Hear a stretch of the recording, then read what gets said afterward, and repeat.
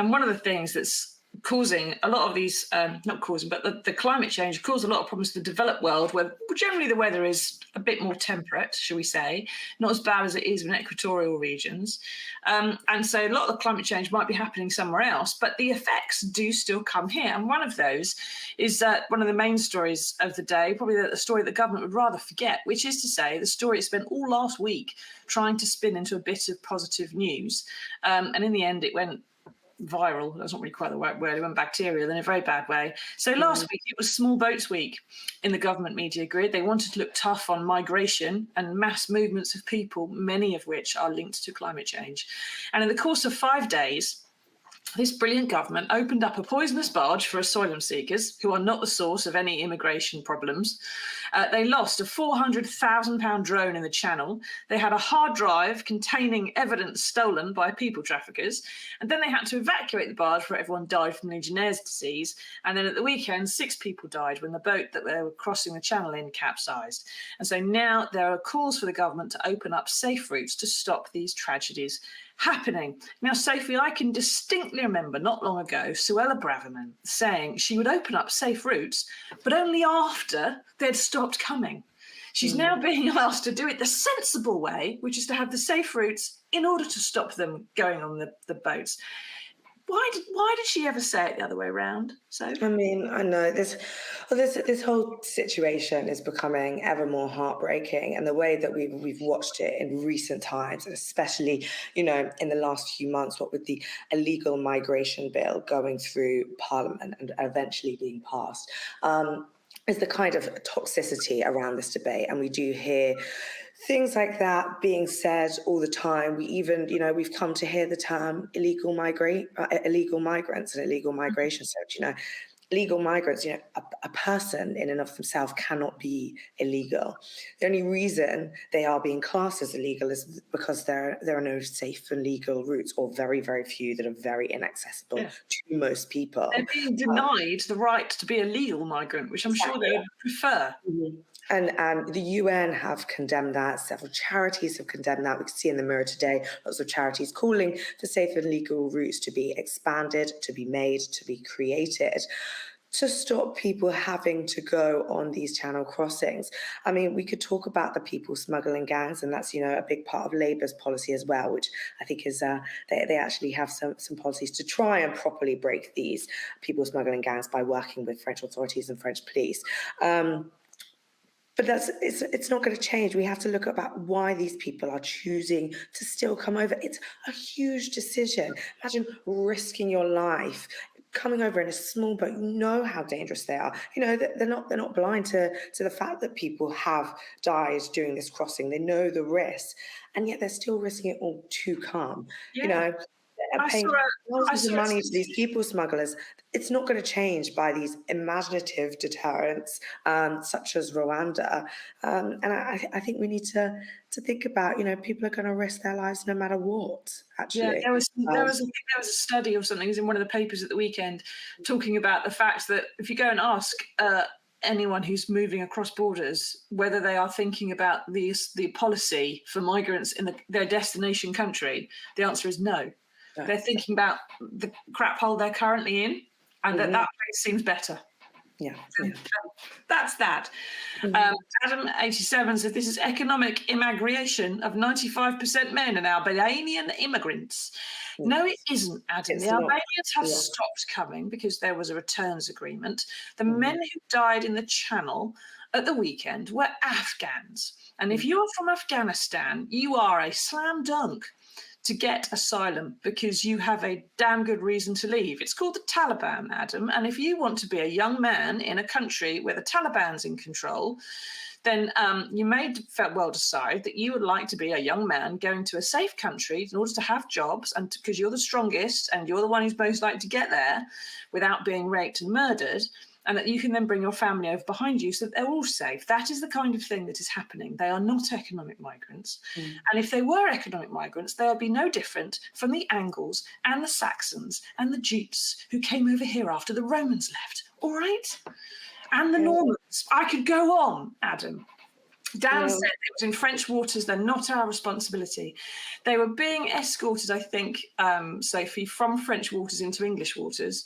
And what nobody quite works out in the channel is there is no international waters where no one's in charge.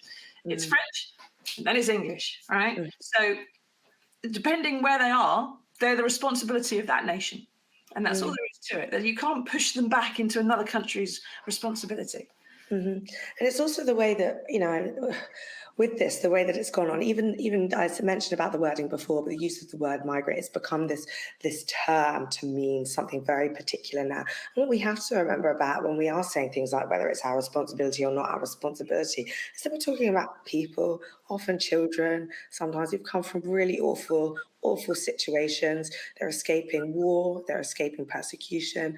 We are so lucky that we do not know what that feels like and what you might be feeling in that situation. And for us to, be sitting in our homes, and that's not to say we have many issues in the UK as well, and cost of living crisis. Don't want to demean those in any way, but to be able to sit and say, well, it's not really our responsibility, but 6 people have died, and I think we can all just show a bit of humility. We're not in wildfires in Hawaii right now. We're not having to escape war in a small boat right now.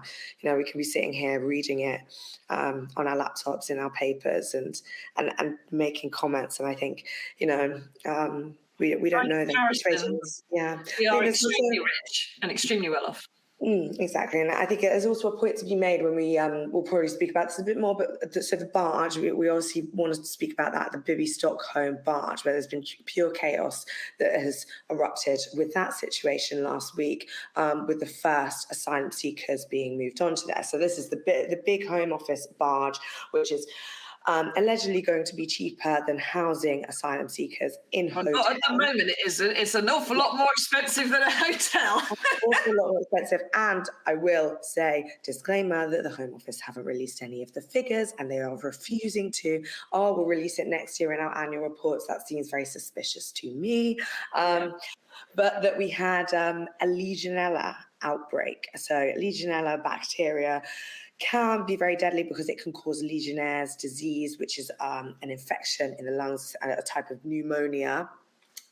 We've had the whole thing that's been kind of coming out of this over the weekend, which has made the situation far worse, is when did the Home Office actually find out about the Legionella bacteria that's in the water, and came from the pipes on the boat, we believe. So we had some migrants first move in on Monday. They were moving in across the week up until Thursday, when 6 more migrants came onto the boat. Actually, kind of we're finding out that perhaps the Home Office informally found out about Legionella bacteria Tuesday, Wednesday evening, and yet continued to move people onto the boat on Thursday. So we are seeing a real mess behind the scenes. And I will say, just in response as well to some of the questions that we've had, that these weren't, the majority of people that were on the Home Office barge also did not even come over on small boats. So we've got several ideas of a situation in our head of, are they a French responsibility? They're coming on small boats. It's the people smuggling gangs' responsibility. We should be blaming them, and we should be blaming this person.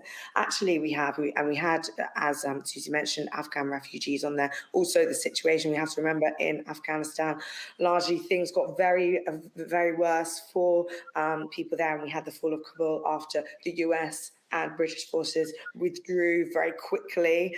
So all of these things are interlinked in some way. Likewise, in that, we have to think about the legacies of colonialism, the legacies on the British Empire. Why do lots of people want to come to the UK? Yes, they may have family here. Also, because English is a global language, because of when when British Empire was conquering the world and everyone knew England. I'd want to go to a country that spoke the language that I respect.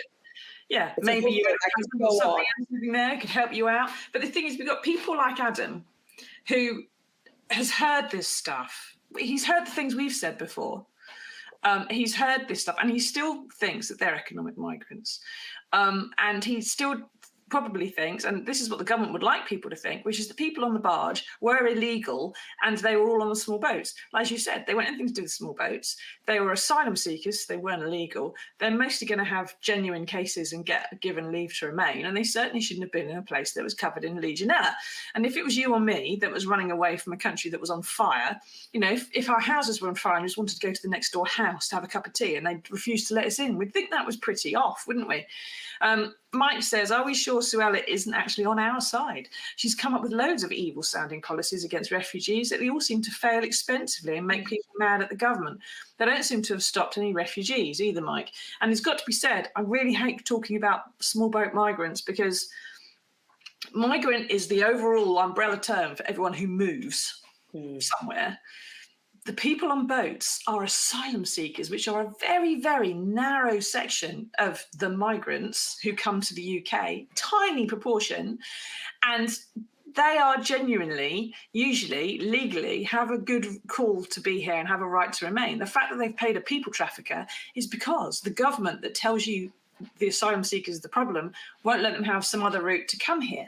And as Sophie's just said, this is actually, it's about failure of government policy at every level, because the guys who've left Afghanistan is almost exactly 2 years since the US and the UK pulled out of Kabul, having utterly given up on that country and leaving its residents to their fate under the Taliban. I mean, this is literally, it's a tragedy of our own making. I mean, Britain left Afghanistan to its own ends. It did not do anything to make sure that the Taliban did not take over. It created a situation in which lots of young men would want to get out very, very quickly and take their families with them afterwards. So it's about a failure of asylum policy, refugee policy, foreign policy, defence policy. And now it keeps being said that there should be a government policy, I can't quite believe I'm saying this, but whereby we join Russia and Belarus in withdrawing from the European Convention on Human Rights, because then we could stop being quite so humane to refugees. I'm not quite sure where I've seen us being very humane up till now, but is that really going to happen, Sophie? Are we going to withdraw from that convention? Because surely it would also mean that we dehumanise and remove the rights of every single British citizen too, doesn't it? Well, this is, again, one of those really difficult ones where we're seeing in-party fighting within the Conservatives. We've consistently heard from Rishi Sunak that we don't need to leave the European Convention on Human Rights because actually we can stop small boats, we can do the Rwanda plan, we can do it all within the convention. Suella Braverman has very much voiced her views on wanting to leave, and we had Robert Jenrick, Immigration Minister, last week on the broadcast round basically saying, we will do whatever it takes and whatever is required. And when he was pressed on whether we'll leave, he said, whatever we need to do, we'll do. So he's not refusing it, but we're also not getting any confirmation on it. And it's something we're going to have to keep a close eye on, because as you say, do we really want to be coming outside of this hugely well-regarded international human rights scheme to sit alongside countries like Russia and Belarus? I don't know. And the impact a question for the public. Yeah, but the impact that would have on trade deals, on international business, on your ability to get a visa to go on holiday to Turkey, if Turkey doesn't have a visa agreement because they think we're scumbags because we've left the blasted Convention on Human Rights. There's lots of other knock-on effects to this. It's not just about refugees or immigration, generally speaking. Thank you for all that, Sophie. Thank you for explaining it all to us.